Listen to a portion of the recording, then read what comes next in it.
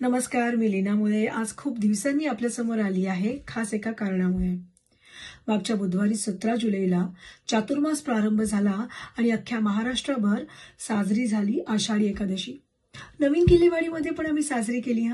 ती ऐका केली कशी. एकत्र येऊन आषाढी एकादशी साजरी करण्याची जी कल्पना होती ना, that was put forward bye आपली ढोल ट्रेनर श्वेता, आपले ऑर्गनायझर. असे सगळे सुझाव ना फारच मनावर घेता. वर्ल्ड कपच्या लगेच दुसऱ्या दिवशी ह्या सेलिब्रेशनचे, आषाढी एकादशीच्या एकत्र सेलिब्रेशनचे मेसेजेस व्हॉट्सॲप ग्रुप आणि फेसबुकवर झाले होते पोस्ट. आणि नेहमीप्रमाणे हा कार्यक्रम पण आपले ऑर्गनायझर सेंट फ्रान्सिसमध्येच करणार होते होस्ट. कार्यक्रमाचा प्रवेश होता अगदी विनामूल्य, परंतु त्याच्या मागे म्हणजे जो अनुभव लोकांना येणार होता ना, तो खरोखरच असणार होता अमूल्य. ह्या कल्पनेला अगदी डार्लिंग्टन ते डरहम ते संदरलँड भरपूर मिळाला होता प्रतिसाद. विठोबा रखमाईसाठी एकत्र येण्यासाठी सगळ्यांनीच दिली होती दाद, यात अजिबातच नव्हता वाद. साधारणतः 7:30च्या सुमारास कार्यक्रमाची सुरुवात झाली.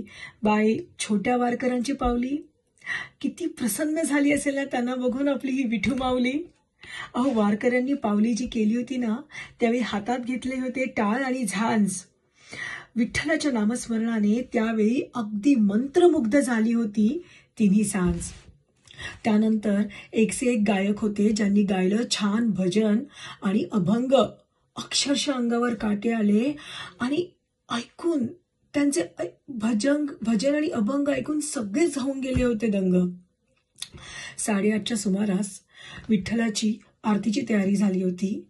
त्यावेळी सगळ्यांना दिले होते print out among different groups.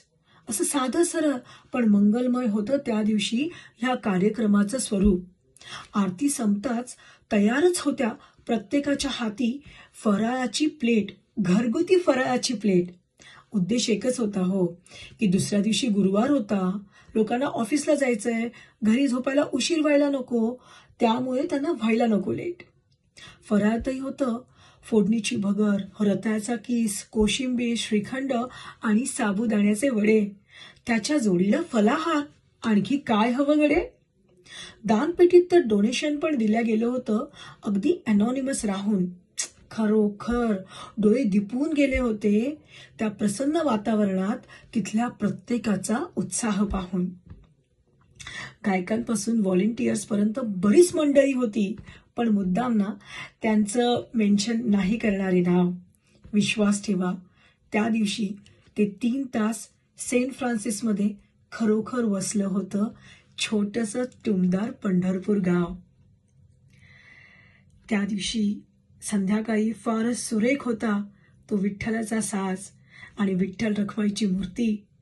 मला नक्की खात्री आहे की दरवर्षी अशा सेलिब्रेशनची किंवा यातूनही नवीन काही आयडियांनी ह्या सेलिब्रेशनची आपणा सगळ्यांना नक्कीच मिळणार आहे स्फूर्ती.